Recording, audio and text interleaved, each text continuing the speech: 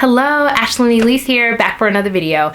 Today I am talking to you all about something, really a topic that has been on my mind pretty much ever since I gave birth to my son. For those of you who do not know, I have a 2-year-old boy. His name is Caden, and I have struggled with making this video and posting it because honestly, the internet is very cruel, y'all. Rudest. And everyone totes as a parent to like, do what you need to do what works for your family. But like in actual practice, I have not received that same love from like the community of mothers that we say we have. And honestly, I hate the term mom shaming, and that's not what I feel like has happened. But I do feel like there is a culture of parenting in America and the way that we are expected to do things. And when you do things differently, you get a little bit of a side eye. And so I wanted to make this video, one, in part because I want to provide support to all the moms out there that choose to do things a little bit differently, but two, because I actually would love some community. I have struggled to find moms that parent the way that I choose to parent, or that feel and believe the things that I believe. And so a little bit of this also is community, and to kind of pulse check on like, maybe I'm the only one. Maybe I'm the only mom that feels that we should do things a certain way, or like have a more natural approach to like parenting and the things that we do. And so I just want to one, lend support to you all, but two, also find out if maybe I'm just crazy. So like, let's get into it. So I have had to unlearn a few things about American culture. And one of the first things after I had my son, the concept of how long is acceptable to breastfeed. I have been breastfeeding my son for, we're still going strong. I'm still breastfeeding my son. We have been going strong for almost 2 years now. And true enough, we have cut down on a lot of the day feeding, so he no longer day feeds, but I do still breastfeed him to sleep. But I have gotten major side eye from moms and other people when they still hear that I breastfeed. It is like that, you still breastfeeding that baby? When you gonna wean that baby? And I keep getting little comments like that. And it really made it clear that like I shouldn't still be breastfeeding, and that it was no longer going to be deemed appropriate, which is so weird because if you read the CDC like guidelines, they say that of course milk should be your baby's primary source of food and nutrition for the first 6 months, and that even going to 2 years or even longer is what is recommended. However, in practice, you start getting these weird looks, these questions if you breastfeed, like honestly, anytime after 1.5 years. And so I haven't even felt comfortable with telling people that I still breastfeed. Like for the most part, I kind of keep it to myself. Like even if you like do your own research, a lot of other countries, mothers breastfeed for 3 years or longer. Like it is very normal to breastfeed for an extended amount of time. And I feel like we're the only country really that is just like, you need to get that baby off the breast and get to doing other things. Like whether that's working, living your life, whatever, but you cannot be attached to a baby after they reach 1.5 years. Like you need some independence as a mother. And that narrative to me is just so crazy. I have had the best breastfeeding experience. I did have some struggle moments with my breastfeeding journey, but I have enjoyed it for the most part, and it has been a rewarding experience. And so I don't necessarily feel like for any reason that I need to stop breastfeeding, but I constantly feel this pressure that I can't share that I still breastfeed, and also this pressure that maybe I should consider weaning. And so it's just really weird, and I feel like we're just such a backwards culture about that. And I just want to normalize, like, let the baby feed. And I just find it weird that we as mothers like encourage each other to breastfeed in the beginning, but once it goes over what is socially acceptable, we start to have these overall negativity about a mother to continue breastfeeding. So yeah, that's number one. Number two in this list of things that I have felt like I have had to unlearn or kind of steer away from with American parenting is like the whole concept of sleep training and co-sleeping. I have never sleep trained my child. Caden has never been sleep trained. As a matter of fact, we co-sleep. He has been co-sleeping with me ever since he was probably about 6.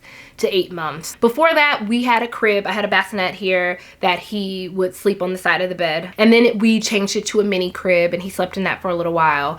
But like once he hit 4 months, he started teething really bad. And I found myself him waking up multiple times a night and I would have to grab him. I would interrupt my sleep, bring him into bed with us so I could breastfeed him back to sleep. And then I would put him back into the crib.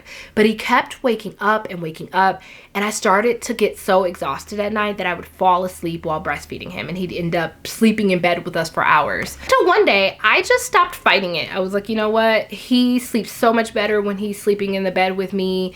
I sleep so much better when he's sleeping in the bed with me. And we just started co-sleeping. It was just a natural part of like the process. And I get so much more sleep now that he co-sleeps. Do I wish he slept in his crib sometimes? Yes, but overall, it has been a really positive experience for us. I do love waking up to after cuddling with my baby in the night and waking up to his smiling face, and it has been such a joy. But I feel like when people hear that I co-sleep, I either get one of two responses. The first one is like, co-sleeping, that's so dangerous. Like, how do you keep from rolling over on him, or how do you keep the covers from suffocating him? I either get those types of questions, and then secondly, the second question I had was more so like, you mean he's not in his own bed sleeping? Like, why would he be sleeping with you all? Just the negativity of, oh, you'll never get him out of your bed now. Just so much negativity. But when you look at the research of lots of other countries co-sleep with their babies, it is quite normal to co-sleep in a lot of other countries.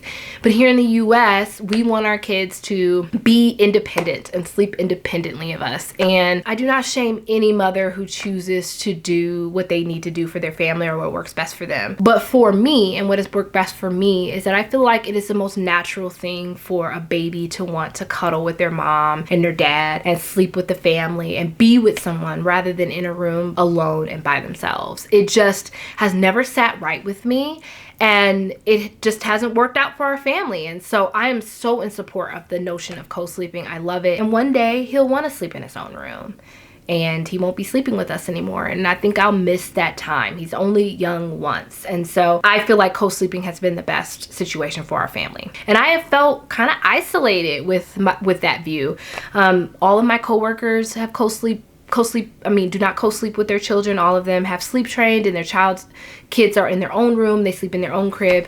And I have just felt a lack of community of mothers who choose to co-sleep. Anyway, I digress. I have just felt insanely judged by other mothers when it comes to my co-sleeping method. I digress. The third thing that I've kind of had to learn or step away from with like traditional methods of parenting is the fact that I would prefer to be a stay-at-home mom than to work. And this one is a huge one. Like, I work a regular job, 40 hours a week. My husband works 40 hours a week. Unfortunately, we cannot afford to be a one-income household at this time. But I would love nothing more than to be a stay-at-home mom and be here with my kid day in and day out. The concept of like putting my child in daycare and having someone else raise him just does not sit right with me. And once again, I know that there are mothers who don't have another option outside of daycare, and that is the only way that they can have someone to care for their children. I understand the social aspects of like people feel like it allows them to socialize. I understand all of these things, but I have always felt like I want to be the one to raise my kids. Even myself, when I was young, me and my brother, we were fortunate enough to have a grandmother who did not work, who could watch us as kids. And so we were never in the daycare system.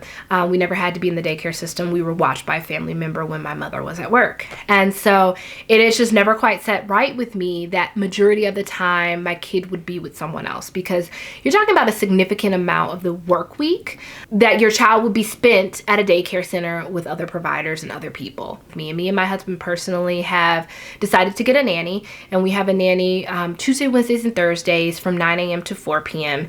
And then on Mondays and Fridays, my mother watches my son. But I would much prefer to raise my kid myself. If I had the option, if we had the finances or the financial means to do so, I would absolutely be a stay-at-home mom. And what I hear from my coworkers when I say this is like, well, you wouldn't want to just be at home doing nothing, would you? It is like this judgment that a woman's worth is only based off working. And it's so crazy to me because it used to be exactly the opposite, right? mothers stayed home with their kids and that was normal. But now it's like, if you don't work a job, if you don't have some activity outside of your kids, you are somehow less of a woman or like an independent person. And to me, that is so backwards. Kids are only kids for such a short amount of time. They are only going to rely on you 24/7 for such amount of time. And for me as a mother, the way I want to or wish I could parent is that I would want to be with my kids as long as I could for, for those years that they need me, and then go back to the workforce. I became a mother and I knew that a portion of my life while they're really, really young would be strictly focused on them. And I was okay to make that sacrifice when I had kids. And that doesn't mean that I don't go out and have dinner with my husband sometimes, and that I don't step away with my friends sometimes, and that I don't have a life outside of them. It doesn't mean that I spend 24/7 with them, but it does mean that majority of my focus and the things that I'm going to achieve in the next 5 years are going to be about setting them up for success. And I think we have lost sight of that a little bit because of what society tells us. I just think that we as mothers may have it backwards in thinking that this time is about us. And once again, I am not saying that you don't need to take care of your mental health if you feel like you're struggling to care for your children, if you feel like you're struggling to survive the day. That is different. But this season is not about us, it's about them. I thank you all for listening to me today. I know today is kind of like a rant / a list, and I appreciate your patience with me as I'm talking through all this stuff. Like I said, it's been on my heart to share this message because as a mother who struggles with how to work a job and have a focus on a kid and has gotten a lot of judgment from other moms from the choices that I've chosen to make, I just wanted to share support that if you feel similarly, you are not alone. All right, that is it for me. Thanks for listening. See you in the next one. Bye.